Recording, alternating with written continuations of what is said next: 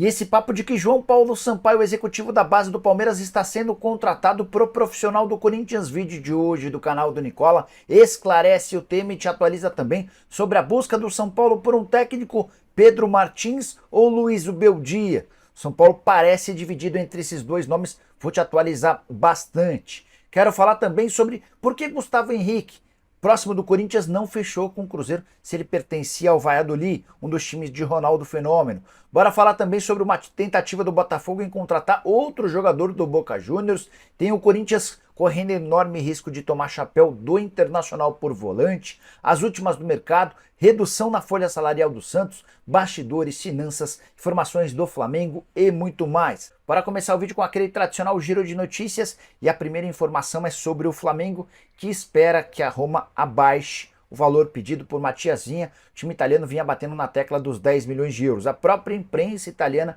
já começa a dizer que, diante da falta de propostas de clubes na Europa, a Roma topa aceitar uma condição melhor de negócio com o Flamengo. Já Felipe Luiz, ex-lateral esquerdo do Fla, recusou o convite da CBF para ser o coordenador técnico da seleção brasileira. Ele trabalharia em parceria com o Dorival Júnior, mas disse que se entende com pouca experiência para o cargo. Vitor Cuesta, fora dos planos do Botafogo, pode pintar no Bahia. Negociações já começaram. O zagueiro argentino, cujo contrato se encerra em 2024, é para mim uma das boas alternativas do mercado nesse momento. Já Pedro, atacante do Flamengo, vai treinar usando óculos, pelo menos nos próximos dias. Ele passou durante o período de férias por uma cirurgia para correção de miopia e astigmatismo. Para completar o giro de notícias, destaque para 3 novos reforços do Ceará. O clube contratou Facundo Barceló, que é atacante, pertencia ao Guarani do Paraguai, 30 anos de idade. Fechou também com Bruninho, meio atacante, um dos destaques do Guarani na temporada passada durante a Série B, além do lateral esquerdo Matheus Bahia, que pertence ao Bahia. Hora de falar sobre o Santos, com uma redução importante na folha salarial. Marcelo Teixeira, novo presidente do clube, convocou uma entrevista coletiva para trazer dados. O Santos fechou 2023 com uma folha, incluindo impostos, de 14 milhões e 800 mil reais por mês. Nesse momento a folha já é de 8 milhões e 100 mil reais, uma redução de 45%. Isso se deve basicamente às saídas de atletas. Só com Marcos Leonardo, Jean Lucas, Dodi, Lucas Barbosa, Pirani, John, Soteldo e Lucas Barbosa, o Santos já reduziu em 3 milhões e 100 mil reais. Houve ainda uma queda de mais 700 mil com redução de salários de atletas. Só para lembrar alguns casos, o goleiro João Paulo, o Furk, o Pituca e o Rincon toparam reduzir seus vencimentos para permanecer no Santos.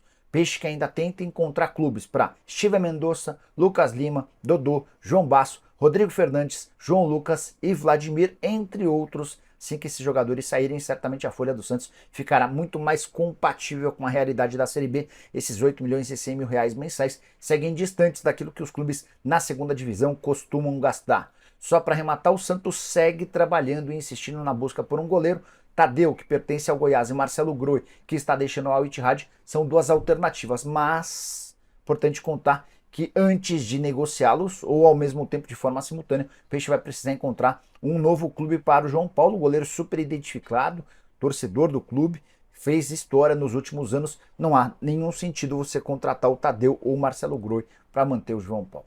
Bora falar agora sobre o Internacional, que entrou de vez na parada para a contratação de Thiago Maia, volante que é velho sonho da diretoria do Corinthians. Só para lembrar, o Corinthians tenta contratar o Thiago Maia desde que Augusto Melo venceu a eleição ainda no mês de dezembro. Foram várias as tratativas com o Flamengo. Num primeiro momento, o Corinthians acreditou na possibilidade de mandar o Fausto Vera para o Fla e receber o Thiago Maia e o Mateuzinho. Depois o Mateuzinho deixou de fazer parte dessa negociação e os clubes passaram a tratar com uma troca do Fausto Vera pelo Thiago Maia. Mas na semana passada veio a resposta do Flamengo. O Fla só topa negociar o Thiago Maia com venda, sem a inclusão do Fausto Vera. Diante desse cenário, o Corinthians acabou recuando e abriu espaço para a chegada do Internacional no Rio Grande do Sul. A informação é de que o Inter entrou forte e está comprando o volante que foi revelado no Santos, com passagem pelo futebol francês, mais um reforço do Internacional que está fazendo a rapa no mercado brasileiro.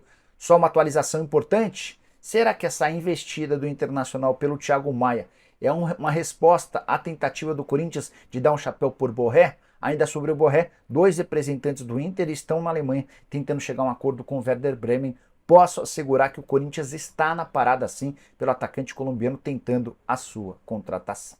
Bora falar agora sobre o Botafogo, que fez uma segunda investida frustrada em jogadores do Boca Juniors. A primeira, vocês lembram, Christian Medina, meio atacante de só 21 anos de idade. Foram 2 propostas recusadas, a última delas de 10 milhões de dólares. Novo alvo do Botafogo, Luiz Advíncula, lateral direito, peruano, 33 anos de idade. Os valores não foram revelados, mas o Botafogo ofereceu uma grana para que o Boca Juniors libere o atleta. O Boca deixou bem claro que não existe possibilidade de saída do Advíncula. Conta com o atleta, 40 jogos, 4 gols e 4 assistências na temporada passada. Está no clube desde 2020, homem de confiança dos dirigentes do Boca. Desde pronto o negócio já foi descartado.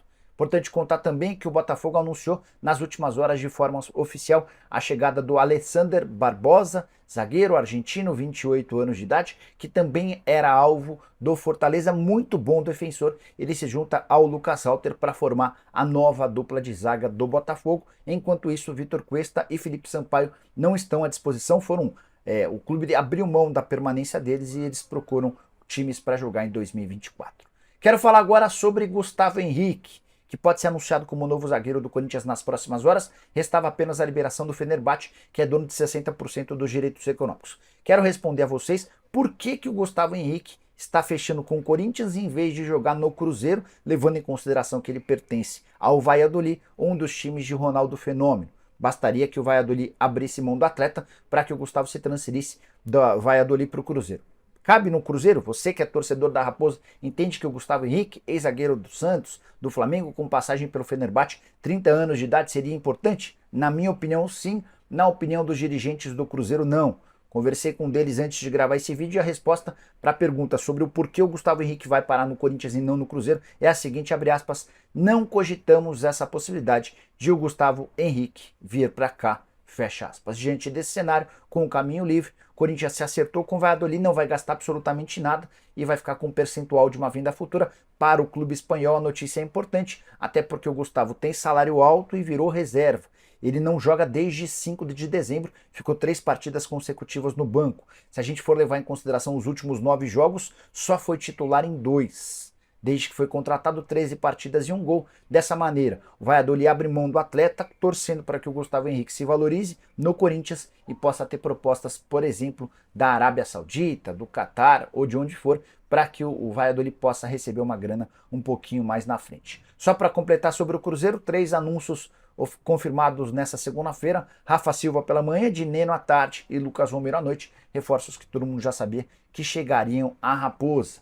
Hora de falar sobre o novo técnico do São Paulo. Fui o primeiro a contar para vocês que Luiz Obeldia, técnico argentino, 42 anos de idade, campeão na LDU, interessava ao São Paulo. Foi o nome que mais agradou no primeiro dia de conversas. Essa informação foi dada no vídeo da tarde e reforçada com mais detalhes na live. Por volta de 7h15, 7h20, já estava dando todos os detalhes sobre esse tema. Pois bem, quero contar para vocês que ainda não há acerto com o Zubeldia. Até porque o São Paulo ainda tem outras conversas com treinadores marcadas para essa terça-feira. O Tricolor está numa espécie de entrevistão.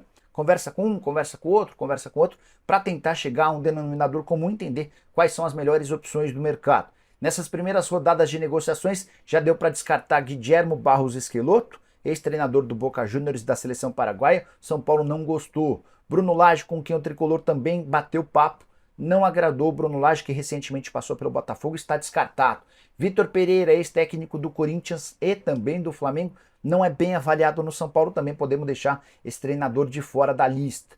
Se enquanto o Zubeldia é bem avaliado, queria contar que por parte do torcedor do São Paulo tem muita gente encantada com Pedro Martins. Confesso que conhecia pouco dele, técnico português de 53 anos de idade, atualmente no Algarrafa. Fez bons trabalhos no futebol português, sempre em clubes pequenos, e foi muito bem no Olympiacos 4 temporadas, com 3 títulos nacionais, vencendo em diversos confrontos o Abel. São 3 vitórias, 1 empate e 2 derrotas nos duelos entre Olympiacos e PAOK, entre Pedro Martins e Abel Ferreira. São 3 títulos de campeão grego, 220 partidas, 142 vitórias, 42 empates e 36 derrotas. Apesar do currículo bom e do entusiasmo do torcedor são paulino, dá para dizer que é muito mais difícil contratar o Pedro Martins do que o Luiz Zubeldia. Martins tem contrato com o Algarrafa, ganha bem e a rescisão de contrato por lá demandaria muita grana. Em relação ao Zubeldia, está livre no mercado, ele optou por deixar a LDU depois do título da Sul-Americana. Importante lembrar ainda que o Zubeldia conhece de cor e salteado o elenco do São Paulo, enfrentou o Tricolor recentemente 2 vezes e eliminou o São Paulo em ambas. Na Copa Sul-Americana de 2020, quando era técnico do Lanús, na Copa Sul-Americana de 2023, na fase de quartas de final, com direito a James Rodrigues perdendo o pênalti. Só para completar sobre o São Paulo, queria dizer que Exson Mendes, Gabriel Neves e Thales Costa seguem treinando à parte. Eles estão fora dos planos do São Paulo, a menos que um novo técnico chegue e peça a reintegração desses atletas, não haverá mudança na situação deles. Bora fechar o vídeo para falar sobre o Corinthians, que segue muito forte ou muito disposto no mercado, embora as contratações até agora não sejam de grande aporte. Eu quero começar trazendo uma informação divulgada nas últimas horas pelo meu amigo Samir Carvalho. Samir afirma que o Corinthians está insistindo na contratação de João Paulo Sampaio, executivo das categorias de base do Palmeiras. A ideia é transformar o João Paulo Sampaio em executivo do time profissional do Corinthians. Havia conversado coisa de 15 dias atrás com o João Paulo e ele me falou que lá atrás, quando eu mesmo informei que o Corinthians estava tentando tirá-lo do Palmeiras, assim que o Augusto Melo assumiu ou venceu a eleição, a proposta já era pro profissional e não para base. João Paulo disse que nem conversaria com ninguém se fosse para mudar de clube para trabalhar na base. Para ficar na base, é óbvio que ele ficaria no Palmeiras. E lá atrás, quando Augusto se interessou em contratá-lo, a oferta já era para que ele comandasse o time principal. E foi aí que aconteceu um episódio importante que faz com que o João Paulo esteja muito distante do Corinthians, ainda que surja um novo interesse, como contou o Samir. A Leila Pereira preocupada em perder o João Paulo, até porque naquele momento também existia um rumor muito forte de que o Abel poderia ir para o Catar. Na oportunidade, a Leila chamou o João Paulo, lhe concedeu um enorme aumento salarial. Hoje, o executivo da base do Palmeiras ganha na casa dos R$400 mil por mês. Estou para te dizer que não existe nenhum executivo de futebol, mesmo em clubes profissionais, que ganhe tanto quanto o João Paulo. Por exemplo, o Anderson Barros do Palmeiras não ganha tudo isso. Rodrigo Caetano no Atlético Mineiro não ganha tudo isso. O Alexandre Matos no Vasco não ganha tudo isso. E mais do que isso, além desse salário gigante, João Paulo ainda passou a ter uma multa superior a R$5 milhões. A multa estava atrelada ao número de salários, agora estabeleceu-se um número alto. Se o Corinthians quiser contratá-lo, vai ter de pagar muito dinheiro. Mais do que R$400 mil por mês e uma multa de R$5 milhões. Vale a lembrança de que o Corinthians, enquanto negociava com o Rodrigo Caetano, não se dispôs a pagar uma multa inferior de €4 milhões, certamente com salários inferiores a esses R$400 mil mensais por João Paulo Sampaio. Ainda sobre o timão, Caio Alexandre. Proposta do Corinthians pelo Caio é superior à do Bahia e o staff do Caio Alexandre espera por uma mobilização do torcedor corintiano para fazer esse negócio acontecer, uma invasão nas redes sociais do Caio Alexandre, o torcedor participando dessa negociação para que ela possa avançar. Sobre Luiz Henrique, a melhor proposta dos clubes brasileiros é justamente do Timão, mas importante lembrar que o Betis prefere para o futebol brasileiro negociar apenas em definitivo. A proposta do Corinthians foi de empréstimo com obrigação de compra. Sobre Eric, houve uma nova investida, ainda não chegou ao Atlético Paranaense, mas o Petralha é contra essa negociação. Vou ficar de olho e qualquer novidade conto para vocês. Combinado? Curtiram o vídeo, deixem like, se inscrevam no canal. Nos encontramos à tarde, tem também a tradicional live a partir das 7 da noite. Abraço, tchau!